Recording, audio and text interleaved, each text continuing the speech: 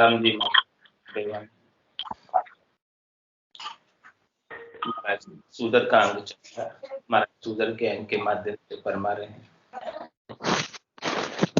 जे समुद्र खारो भयो तो राम मीठी शहद है तो खाए आण को नारी करे न कोई मिण को सुन सुख राम कहे जोगी धारे को कागद होवे टाट को उशो जलम मिटाए नीच परे सुखी राम कहे नीचा सुर बर जाय सीसो सुत सो गालिया चांदी कदे न होय यूं सुधर सुखी राम कहे प्राण दे ऊंचन कोय सुदर गृह में पाके सही तो शिष्य क्यों निप जानाय सुन जो सब सुखी राम कहे ज्ञान पुकारया जाय सुखी राम कहे ओ अरत रे परगट है जुग माय नीच कर्म संग सो करे सो ढेड़ा कर जाय तत् भेद खट जीवा सिर धर दियो ज्ञान विचार सेवा पूजा बंदगी भिन्न भिन्न सबे उचार। महाराज सुंदर के माध्यम से वेदों की मर्यादा बता रहे हैं कि ब्रह्मा जी ने जो वेदों की मर्यादा बनाई, वर्ण आश्रम की व्यवस्था बनाई है, उस वर्ण आश्रम की व्यवस्था को मानना चाहिए। जो मानते नहीं है वर्ण आश्रम की व्यवस्था, तो उनको महाराज फरमाने हैं कि इस त्रिलोकी में लाभ नहीं मिलता है। यहाँ पर जो आए हैं किस लिए आए हैं? अपने आत्मा का कल्याण करने के लिए और परम पद की प्राप्ति करने के लिए। मनुष्य देह मिली है तो किसके लिए मिली है? ये सारा ज्ञान महाराज क्यों दे रहे हैं? क्योंकि यहाँ आए हैं मनुष्य देह में, तो यहाँ आपका आना सफल हो जाए, सार्थक हो जाए। कब होगा सफल सार्थक? जब ऐसा ज्ञान मिलेगा और वो ज्ञान भी अथोराइज पर्सन से मिलेगा जो उस ज्ञान देने के लिए योग्य है। अयोग्य व्यक्ति से नीम हकीम खतरे की जान। नीम हकीम से ज्ञान ले लोगे तो महाराज फरमा रहे हैं कि नहीं लेना अच्छा, उससे ले तो अथोराइज पर्सन से लो जिससे आपका काम हो जाए। तो महाराज फरमा रहे जे समुंदर खारो भयो तो भी हीरा माए। महाराज फरमा को समुंदर खारा होता है तो भी उसके अंदर हीरे होते हैं। और सुखिया मीठी शहद है कोई विकली छाने खाए। शहद मीठी होती है लेकिन जो है उसे छिपकर खाया जाता है, छिपकर खानी पड़ती है क्योंकि वो जीव का अंश है उसमें। और आगे दृष्टांत देकर समझा रहे हैं, नार पद्मनी आण को नारी करे न कोई मिण को सुन सुख राम कहे जोगी धारे कोई। महाराज समय देखो, पद्मनी के समान रूपवती नारी कोई नहीं थी, उसके समान कोई नारी उसका मुकाबला नहीं कर सकती है। और दूसरे कामी पुरुष उस स्त्री को प्राप्त नहीं कर सकते पद्मनी को, क्योंकि उसने जोहर कर लिया। नार पद्मनी आण को नारी करे न कोई, उसका मुकाबला सुंदरता में कोई नहीं कर सकती। और मेणु को सुने सुख राम कहे जोगी धारे कोई, यानी जिसको परमात्मा ने जैसा गुण दिया है वो वैसा रहता है। नारी पद्मनी को रूपवती होने का गुण दिया तो महाराज फरमाए देखो परमात्मा की कुदरत की देन है, तो जैसी उनकी कुदरत की देन थी तो वैसा उनके साथ हुआ, लेकिन कोई दूसरी नारी तो उसका मुकाबला नहीं कर सकती। इसी प्रकार से महाराज हमारे कुदरत नहीं, परमात्मा ने सबको अलग अलग व्यवस्था बनाई है सबकी, तो हर एक दूसरे से किसी का मुकाबला नहीं। दृष्टांत इसलिए दिया महाराज ने कि हर कोई जो कहे कि हम सब बराबर हैं, तो बराबरी का मुकाबला नहीं है। जैसे पद्मनी नारी की सुंदरता का मुकाबला दूसरी नारी नहीं कर सकती है, वैसे ही महाराज फरमा रहे हैं कि सारे जाति वर्ण आश्रम बराबर नहीं हो सकते, सब अपना अपना अलग अलग सबका भेद है। तो मिणु को सुने सुख राम कहे जोगी धारे कोई। और महाराज हमें निज नाम रूपी मणि को राजयोग की भक्ति करने वाले संत ही धारण कर सकते हैं, दूसरे नहीं कर सकते हैं, ऐसा महाराज फरमा रहे हैं। जो साधना करेगा, जो उसके लिए अथोराइज है, उसी के पास वो मणि होगी। चंद्रमणि हीरा होता है जो खोटे हीरे को असली बना देता है। वो मणि की बात करें, चंद्रमणि हीरे की, तो वो चंद्रमणि हीरा खोटे हीरे को असली बना देता है, लेकिन चंद्रमणि नहीं बनाता। जिस प्रकार से पारस लोहे को सोना बना देता है, लेकिन पारस नहीं बनाता। इसी प्रकार से महाराज फरमा रहे हैं कि वो अपना कल्याण तो कर सकते हैं, लेकिन दूसरों का कल्याण नहीं कर सकते। दूसरों का कल्याण वही कर सकते जो अथोराइज है, जोगी, जंगम, सेवड़ा, सन्यासी, दरवेश, ब्राह्मण, जिनके पास अथोराइजेशन है, अणबे की परवानगी है, वही कर सकते हैं। जिनको अणबे की परवानगी मिली है वही दूसरों का कल्याण कर सकते हैं। चंद्रमणि हीरा नकली हीरो को असली बना सकता है, उसमें ही सामर्थ्य है चंद्रमणि हीरे में, सामान्य हीरो में नहीं है। ऐसी बात महाराज समझा रहे हैं। कागद होवे टाट को उशो जलम मिटाए, नीच परे सुख राम कहे, नीचा सुर बर जाए। महाराज में कि टाट का कागज बनने पर टाट का नाम मिट जाता है। इसी प्रकार से महाराज हमारे हैं कि जन्म को मिटा दे, शरीर नहीं रहे तो फिर वो ब्रह्म समान ही हो जाता वापस। लेकिन जब तक शरीर है तब तक तो शरीर का गुणधर्म बढ़तेगा। नीच परी सुख राम के, नीचा सुर बर जाए। और महाराज फरमाए देखो, देवताओं के अंदर भी अलग अलग कैटेगरी होती है।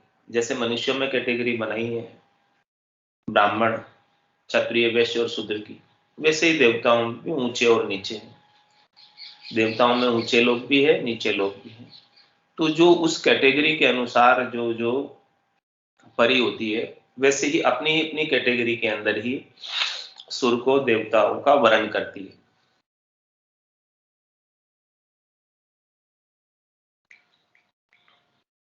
तभी उनका जीवन सही चलता है।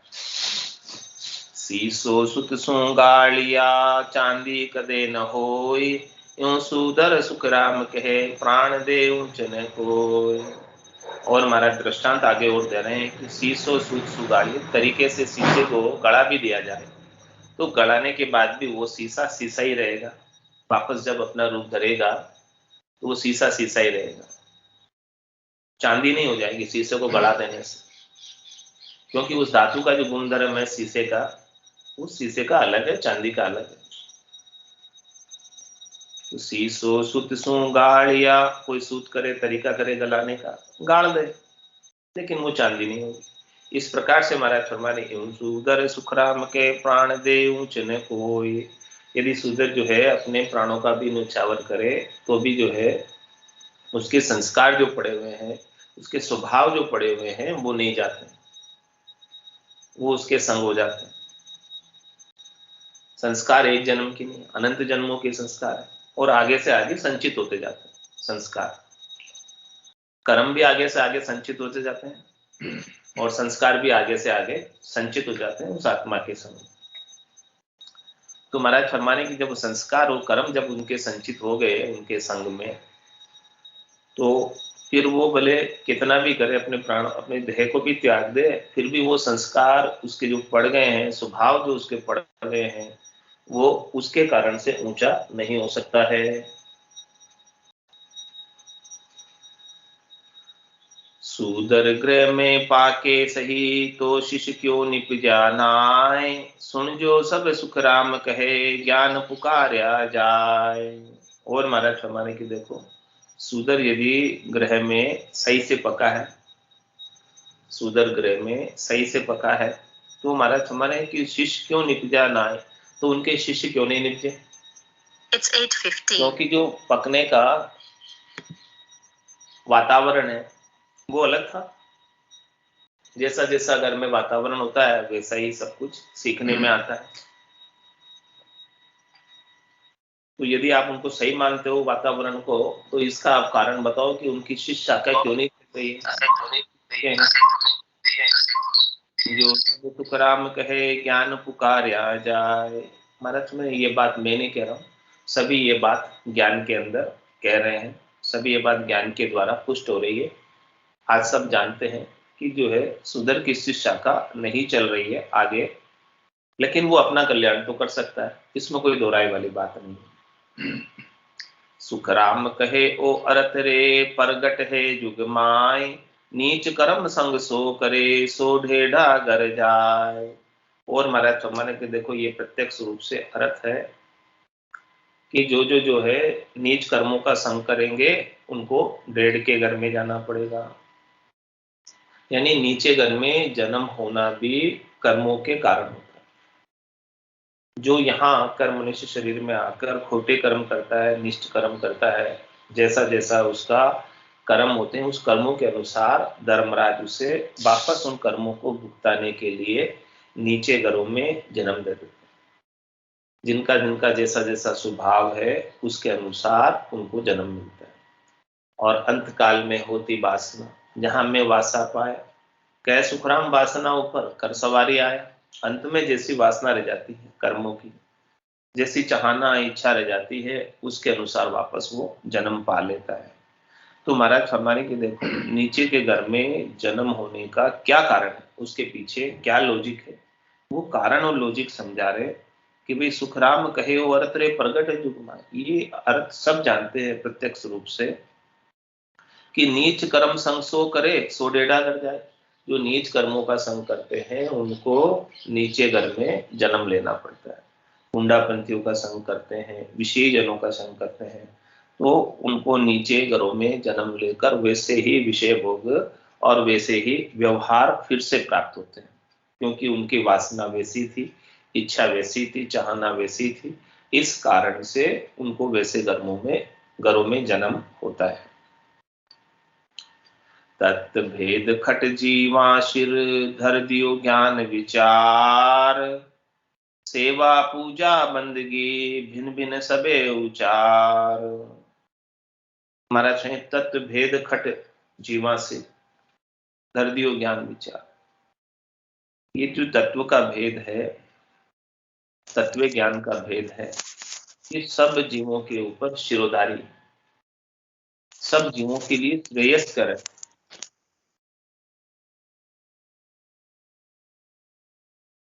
सब जीवों के लिए श्रेयस्कर है, सिरोधारी है। तो तत्व भेद खट जीवा सिर धर दियो ज्ञान विचार, ये सबके ऊपर जो है श्रेष्ठ है, नीका है तत्व ज्ञान का भेद। और इस तत्व ज्ञान के भेद को प्राप्त करने के सब अधिकारी, ये मनुष्य मात्र का अधिकार है कि तत्व ज्ञान को प्राप्त करें, चाहे वो किसी भी जाति का हो, किसी भी वर्ण का हो, किसी भी आदमी का हो, कैसा भी हो, इस तत्व ज्ञान को कर सकते हैं और धारण करके अपना कल्याण कर सकते हैं। अपना कल्याण करने में किसी को बाधा नहीं, चाहे वो ब्राह्मण है, चाहे वो क्षत्रिय है, चाहे वो वैश्य है, शूद्र है, कोई भी है, सबके शिरोधारी, सबके ऊपर है। ये शब्द अछूतिक है, इसको कोई छूत नहीं है।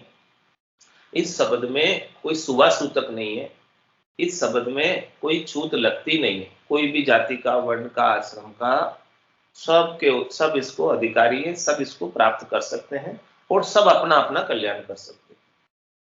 चाहे स्त्री है, पुरुष है, चाहे बालक है, जवान है, वृद्ध है, चाहे पढ़ा लिखा है, बिना पढ़ा लिखा है, चाहे ऊंचे वर्ण का है, नीचे वर्ण का है, कोई भी आश्रम का है।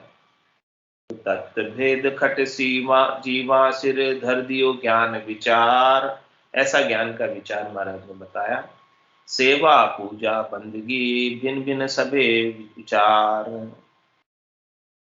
और बाकी जगत में सेवा पूजा बंदगी तो सब अनेक विचार है, लेकिन सबसे सिरे विचार क्या है, सबसे सिरे चीज क्या है, सबसे ऊंची चीज क्या है, वो तत्व का भेद है। ये तत्व का भेद जिसको मिल जाता है वो परम पद का अधिकारी हो जाता है। वेद सहित ज्ञान घटावे, प्रेम भाव नेचो मन पावे, मोक्ष मिलन की यही है उपाय, दूजी नहीं शिष्ट में भाई, दूसरी और कोई उपाय है नहीं। अब आगे महाराज फरमा रहे हैं कुंडलिया में ढेड किसे कहो शिष्य कयो, असंख्य जुगा के माय। चार वर्ण नर नार में, को तार्यो किन आय। को तार्यो किन आय, सोद वो मोय बतावो। कै पाखंड कर दूर, काय निर्णय कर लावो। सुख राम हुआ सो ही होवसी, अण हुआ नहीं होय। ढेड किसे कहो शिष्य कियो, आद अंत मद जोय। हमारा मैंने शुरू से लगाकर लास्ट तक देख लो कि ढेड ने किसी को शिष्य बनाया हो तो बताओ, और उसके शिष्य बना लेने के बाद उसका उद्धार हो गया तो बताओ। असंख्य युग बीत गए लेकिन ऐसा हुआ नहीं। ढेड किसे को शिष्य कियो और असंख्य जुगा के माए। चार वर्ण नर नार में को तार्यो के नाय। किसको आकर तार दिया हो ये बताओ, चारों वर्णों के अंदर से किसी को शिष्य बनाया हो और तारा हो तो बताओ। वो तारियों की नाय, शोध वो मोय बताओ, खोज कर बताओ कोई है तो। के पाखंड कर दूर, काय निर्णय कर लाओ। इसीलिए पाखंड को दूर करके ये निर्णय करो। सुख राम हुआ सोई हो उसी, अण हुआ नहीं हो। आज दिन तक जो हुआ है वही आगे होगा, जो नहीं हुआ आज दिन तक वो आगे कैसे होगा। ढेड किसे को शिष्य कयो, आद अंत मद जोय। असंख्य जुग आगे गया, फिर असंख्य अब जाय। ढेड मुख नहीं पहुंचियो, आल आज लग जुग माय। आज लग जुग माय, ज्ञान सो जर गम कीजे। किसे ढेड को पंथ पटक छोड़े सुन दीजे। सुख राम कहे वो न्याव है, कर जो चित्त लगाए। असंख्य जुग आगे गया, फिर असंख्य अब जाय। महाराज फरमाने आगे भी असंख्य युग बीत गए और अब भी असंख्य युग बीत जाएंगे, आगे भी असंख्य युग बीत जाएंगे, लेकिन डेढ़ मोख नहीं पहुंचियो, आज लग जुग माए। कुंडापंथी विषयी न, ये मोक्ष में कोई नहीं पहुंच सकते, ना आज तक पहुंचे हैं और ना आगे पहुंचेंगे। यही संसार के अंदर शब्द रूप रस गंध स्पर्श का सुख लेने में लगे रहेंगे, इन्हीं प्रकार की करनी और क्रियाओं का उपाय करते रहेंगे और इस त्रिलोकी में ही जाते आते रहेंगे। जो इन सब से निवृत्त हुआ है, मुक्त हुआ है, वही पहुंच सकता है। तो आज लग जुग माई, ज्ञान सो ज्ञान की शोधना करो और गम करो, ये जानकारी करो कि पहुंचा है क्या कोई इन विषयों का संग करके, कुंडापंथियों का संग करके। किसे डेढ़ को पंथ पटक छोड़े सुन दीजिए। किसी डेढ़ का, कुंडापंथी का, विषयों का, जिनका पंथ चला हो आज, तो वो जोड़े करके बताओ किसी का पंथ चला है क्या। सुख राम कहे ओ न्याव है, कर जो चित्त लगाए। ऐसा महाराज फरमाने की देखो न्याव की बात है, निर्णय की बात है, इसे आप चित्त लगाकर करो। असंख्य युग आगे गया, फिर असंख्य अब जाए। सुख राम कहे इन रीत सु, भले न बाजे कोई। रोय रोय पची पची मरो, इम सुधर संत न होय। महाराज मरे की देखो, भले कोई कितना ही कहो, कुंडापंथियों में, सुधर में, विषय जनों में संत नहीं होते हैं। वो बस शरीर संसार के सुखों का ही उपाय करते हैं और आगे परम मोक्ष में नहीं जा पाते हैं, और वो अपना दिखावा भी करते हैं संत होने का। तो महाराज फरमाने कि उनको लोग भला नहीं कहते, अच्छा नहीं कहते, क्योंकि वो केवल दिखावा मात्र है। तो दिखावे से कार्य नहीं होता है, कार्य तो मूल चीज हाथ लगने से होता है। जब तक मूल चीज हाथ नहीं लगेगी, अणबे की परवानगी हाथ नहीं लगेगी, जिसके पास ऐसी अणबे की परवानगी है, अथोराइज है, उनसे ज्ञान नहीं मिलेगा, तब तक महाराज फरमाने कि आगे चलने वाला नहीं है। और आगे कवित्व में महाराज फरमा रहे हैं, गधो तुरंग नहीं हो ये त्याग रोड़ी को किया। हंस न होवे काग चोच भिष्टा नहीं दिया। शाल न होवे सिंह बसेरू चामन खाया। नीमन मीठा हो ये सीच गुड़ खांडन पाया। सुखे राम कहे इम सुधर संत नहीं होय। महाराज में इस प्रकार से संत नहीं हो पाते, सारे दृष्टांत देकर पुष्ट कर रहे हैं इस बात को कि गधो तुरंग नहीं हो त्याग रोड़ी को किया। कोई गधा है और वो रोड़ी में ही लौटता है, लेकिन उसको थोड़ा सा ज्ञान मिल जाए, समझ आ जाए, जो कि मुश्किल है, आती नहीं है, फिर भी आ जाए किसी कारण से, और वो रोड़ी में नहीं लौटे, चलो रोड़ी में नहीं लौटेगा, तो क्या रोड़ी में नहीं लौटने से गधा घोड़ा हो जाएगा क्या? वो गधा गधा ही रहेगा, घोड़ा नहीं हो सकता। घोड़ा तो तभी होगा जब घोड़ी की जाति में उसका जन्म होगा, गधे की जाति में जन्म हुआ तो गधा ही रहेगा। तो गधो तुरंग नहीं हो ये त्याग रोड़ी को किया, हंसन होवे काग चोच बिष्टा नहीं दिया। काग का कैसा स्वभाव है? उसकी चोच हमेशा बिष्टा परी जाती, एमक परी जाती है चोच। और हंस का कैसा स्वभाव? उसकी चोच जो है मोती पर जाती। तो क्या कोई कौवा विष्टा पर एमक पर चोच नहीं मारे, यदि उसको थोड़ी समझ आ जाए, जो कि मुश्किल है, आती नहीं है क्योंकि उसका स्वभाव ही ऐसा ही, उस जाति का ही स्वभाव ऐसा है कौवे की, कि वो समझ आ नहीं सकती, लेकिन फिर भी आ जाए, किसी से ज्ञान मिल जाए, तो क्या वो कौवा हंस हो जाएगा? नहीं हो पाता। तो हंस न होवे काग चोच बिष्टा नहीं दिया, शाल न होवे सींग बसेरू चामन खाया। और महाराज फरमा रहे हैं, देखो सियाल जो है वो सियाल ही रहता, शेर नहीं हो सकता, क्योंकि सियार की जाति अलग है, शेर की जाति अलग है, उनका बीज अलग है। तो सियार न होवे सींग बसेरू चामन खाया, यानी सियार क्या करता है, शेर के द्वारा शिकार किया हुआ, शेर जितना खाता है वो खा लेता है, बाकी छोड़ देता है, उसको फिर बाद में बासी सियार खाता है। यदि सियार जो है बासी खाना छोड़ दे, तो क्या इससे वो शेर हो जाएगा? नहीं होगा, क्योंकि उसका बीज अलग है। सियार न होवे सींग बसेरू चामन खाया। और आगे महाराज दृष्टांत दे रहे, नीमन मीठा हो ये सीच गुड़ खांडन पाया। पर से नीम का वृक्ष है, और नीम के वृक्ष में कोई गुड़ और खांड से उसका सिंचन करे, सिंचाई करे, यानी उसके अंदर गुड़ का पानी, मीठा पानी और खांड का मीठा पानी उसे उनकी जड़ों में डाले। तो मीठा पानी गुड़ और खांड का डालने से क्या नीम के पत्ते कड़े से मीठे हो जाएंगे? क्या नीम का दातुन कड़े से मीठा हो जाएगा? क्या नीम की निम्बोड़ी कड़ी से मीठी हो जाएगी? वो नीम का बीज ही ऐसा ही है, उसकी जाति ऐसी है, उसका स्वभाव ही ऐसा ही है। तो वो जाति स्वभाव और उसका जो गुण धर्म है, उसको कितना ही गुड़ और खांड से सींचने पर भी मीठा नहीं होगा। कितना ही सींचो उसे, 100 बरस तक सींचो कोई, फिर भी वैसा ही रहेगा। दुष्ट न छोड़े दुष्टा के सोमो सुधे धोए हूँ सो बेर के काजल होए न श्वेत। काजल कभी श्वेत नहीं होगा, कितनी बार धो काजल काजल ही रहेगा। इसी प्रकार से दुष्ट दुष्टता नहीं छोड़ेगा।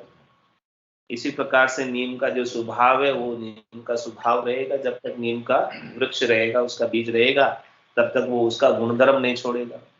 ये सारी बात महाराज समझा रहे हैं इसके अंदर सुंदर के अंग में, कि नीमन मीठो हो ये सीच गुड़ खांड न पाया, सुख राम कहे इम सुधर संत नहीं हो। इस प्रकार से महाराज फरमाने के, देखो इतने सारे दृष्टांत से मैंने पुष्ट किया है, समझाया आपको। इस बात को समझो कि उनके अंदर ऐसे संत नहीं होते हैं जो आगे कल्याण कर सकते। हाँ, अपना कल्याण तो कर पाएंगे, उसमें कोई दोहराई वाली बात नहीं है। जिसने तत्व ज्ञान को, केवल ज्ञान को धारण किया है, वो निश्चित रूप से कर लेगा। लेकिन आगे कोई शिक्षा का चलाना चाहे, कल्याण करना चाहे, तो वो नहीं संभव है। आगे प्रचार प्रसार करना चाहे तो वो बात संभव नहीं होती है। और आगे महाराज फरमा रहे, देखो दृष्टांत देकर, अपवाद स्वरूप कोई कोई संत होते हैं ऐसे, लेकिन महाराज कह रहे हैं कि उनकी भी जो है शिष्य शाखा जो है आगे नहीं चलती। आगे चलनी चाहिए लेकिन आगे चलती नहीं, अपवाद स्वरूप कोई हो भी गए। जैसे महाराज ने कहा किसान है, कस्बे तक सीमित होता है, उसका आगे प्रभाव नहीं होता। ये बात भी कल बताई थी कि भाई उतना ही होता है जो कस्बों करसान रे यू सुधर को वेश। किसी सुधर ने किसी हुंडापंथी ने किसी ने वेश धारण भी कर लिया है तो उसका प्रचार प्रसार और प्रभाव दूर देशांतर तक नहीं जाता। और बाकी जो अणबे की परवानगी वो तो दूर देशांतर तक जाती है। अगम देश अणबे परवाना, दूर देशांतर जावे। वो अगम देश का जिसके पास अणबे का परवानगी है, वो कहाँ तक नहीं जाती, दूर देशांतर तक जाती। दूर देश में भी प्रसिद्धि हो जाती है, उजियागर हो जाते हैं और सब जो है ऐसे ज्ञान को सुनकर धारण करना चाहते हैं दूर देश में बैठे हुए भी। तो अगम देश का जिसके पास ऐसी अणबे की परवानगी का ज्ञान है, वो अथोराइज ज्ञान है, उस अथोराइज ज्ञान को धारण करने के लिए दूर देशांतर से लोग आते हैं और दूर देशांतर तक ज्ञान जाता है। लेकिन जो इस प्रकार से अथोराइज नहीं है, ब्रह्मा जी ने जिनको अथोराइज नहीं किया है, वो किसके समान है? जो कस्बो करसान रे यू सुधर को वेश, ता कारण सुखराम के फाटन निपजे देख। जिस प्रकार से कस्बे में रहता है किसान, कस्बे से अधिक उसका वर्चस्व नहीं होता, आगे उसका प्रभाव नहीं होता। इसी प्रकार से थोड़ी सी देर, थोड़ी सी जगह, थोड़े से समय के लिए किसी का प्रभाव जम जाए अपवाद स्वरूप, लेकिन महाराज समझने कि आगे उसकी शिष्य शाखा नहीं चलती, आगे उसका प्रचार प्रसार संभव नहीं होता है।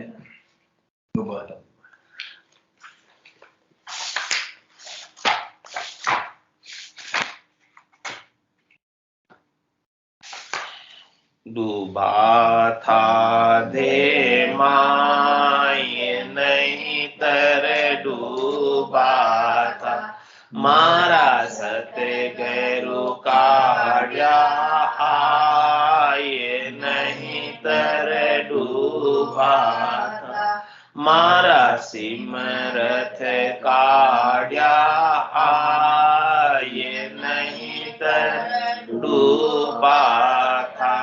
काम क्रोध मद लोभ में हो, सब जग डूब्यो आए।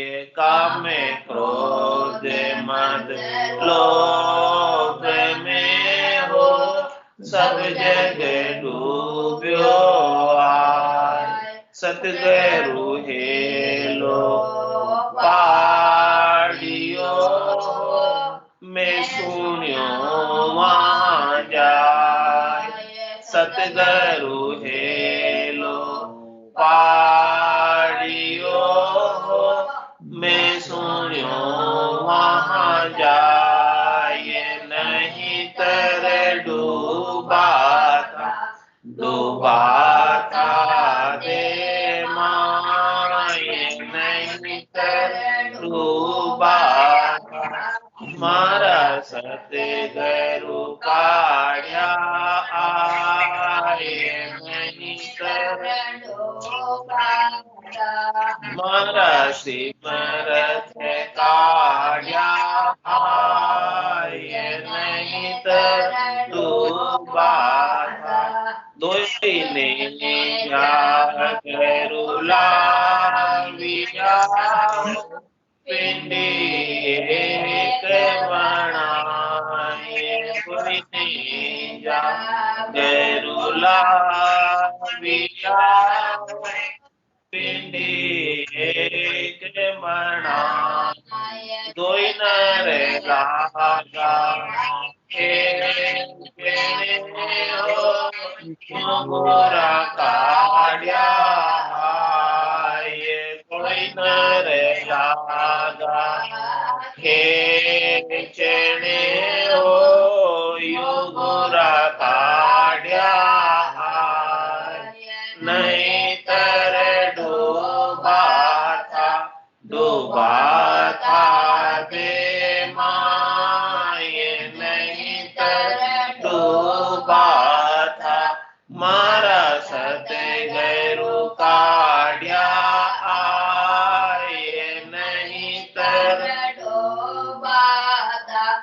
मारा सिमरत काढ़्या आये नहीं तर डूबा था सहजा सहजा काढ़िया हो जतन किया बहुमात सहजा सहजा काढ़िया हो जतन किया बहुबार बलिहारी गुरुदेव की हो काढ़्या कर कर खान बलिहारी गुरुदेव की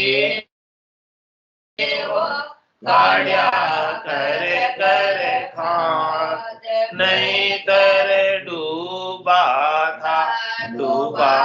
था दे माय नहीं तर डूबा था मारा सतगुरु काढ़्या आय नहीं तर डूबा था मारा सिमरत काढ़्या आय नहीं तर डूबा था भवसागर सु काढ़िया हो गिरिवर चाढ़्या मोय भवसागर सु काढ़िया हो गिरिवर चाढ़्या मोय तीन लोक लारे रया हो भवसागर क्या हो तीन लोक लारे रया हो भवसागर क्या हो नहीं तर डूबा था दे माय नहीं तर डूबा था मारा सतगुरु काढ़्या आय नहीं तर डूबा था मारा सिमरत काढ़्या नहीं तर डूबा था पांचे पुरुष दौड़ा जानने देवे मोय पांचे पुरुष दौड़ा हुआ हो जानने देवे मोय सतगुरु वेद बताविया हो चढ़्या पिछाड़ी हो सतगुरु वेद बताविया हो चढ़्या पिछाड़ी हो नहीं तर डूबा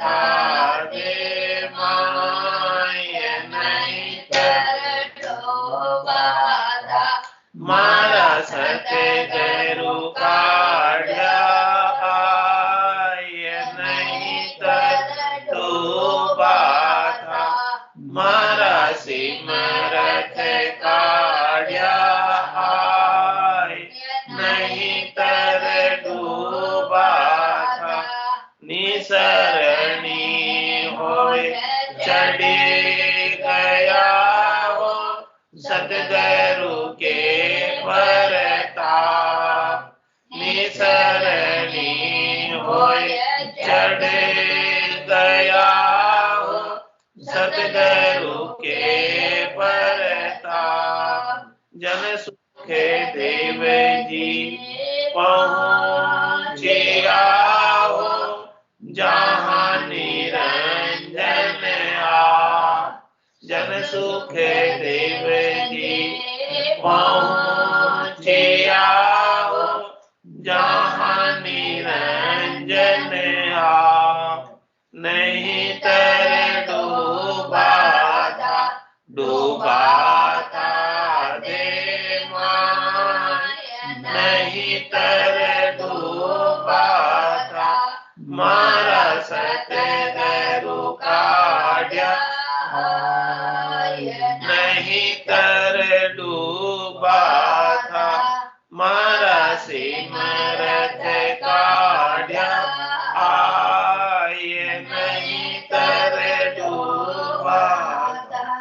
बोलो राम सतगुरु देव जी महाराज ने धन्य हो परम दयाल सतगुरु सुखराम जी महाराज ने धन्य हो आनंद श्री सतगुरु सुखराम जी महाराज के ज्ञान स्वरूप भगवान ने धन्य हो केवली भगवत्ता ने धन्य हो जीवा तारण जहाज ने धन्य हो मोक्ष के मालिका ने धन्य हो अनंत कोटि संतान ने धन्य हो राम सभा में राम